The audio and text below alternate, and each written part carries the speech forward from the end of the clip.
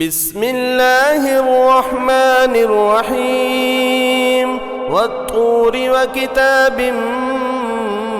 مستور في رق منشور والبيت المعمور والسقف المرفوع والبحر المسجور إن عذاب ربك لواقع ما له من دافع يوم تمور السماء مورا وتسير الجبال سيرا فويل يومئذ للمكذبين الذين هم في خوض يلعبون يوم يدعون إلى نار جهنم دعا هذه النار التي كنتم بها تكذبون أفسحر هذا أم أنتم لا تبصرون اصلوها فاصبروا أو لا تصبروا سواء عليكم إنما تجزون ما كنتم تعملون إن المتقين في جنات ونعيم فاكهين بما آتاهم ربهم ووقاهم ربهم عذاب الجحيم كلوا واشربوا هنيئا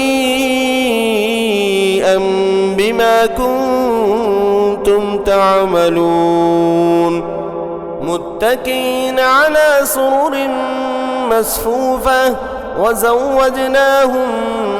بحور عين والذين آمنوا واتبعتهم ذريتهم بإيمان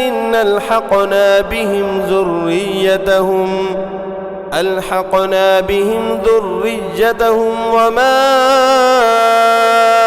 ألتناهم من عملهم من شيء كل امرئ بما كسب رهين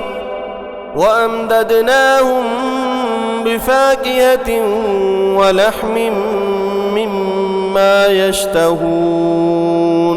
يتنازعون فيها كأسا لا لغو فيها ولا تأثيم ويطوف عليهم غلمان لهم كأنهم لؤلؤ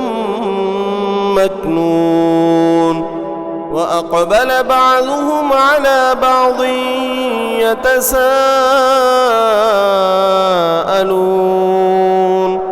قالوا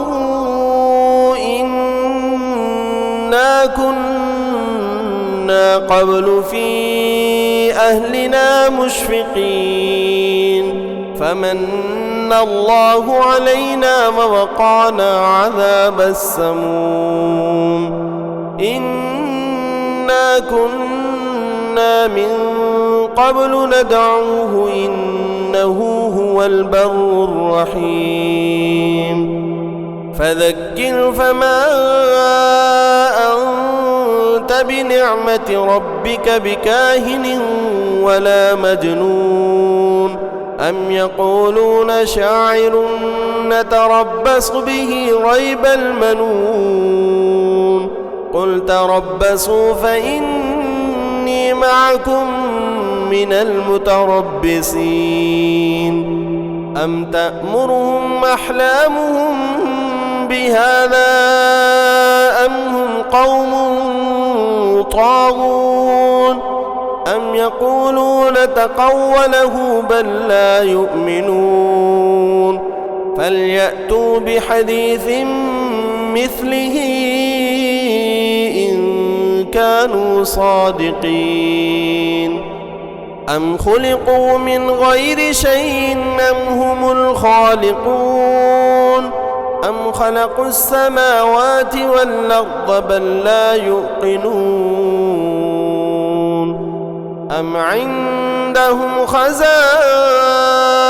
ربك أم هم المسيطرون أم لهم سلم يستمعون فيه فليأت مستمعهم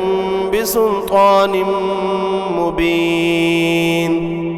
أم له البنات ولكم البنون أم تسألهم أجرا فهم من مغرم مثقلون أم عندهم الغيب فهم يكتبون أم يريدون كيدا فالذين كفروا هم المكيدون أم لهم إله غير الله سبحان الله عما يشركون وإن يروا كسفا من السماء ساقطا يقولوا سحاب مرقوم فذرهم حتى يلاقوا يومهم الذي فيه يسعقون يوم لا يغني عنهم كيدهم شيئا ولا هم ينصرون وإن للذين ظلموا عذابا دون ذلك ولكن أكثرهم لا يعلمون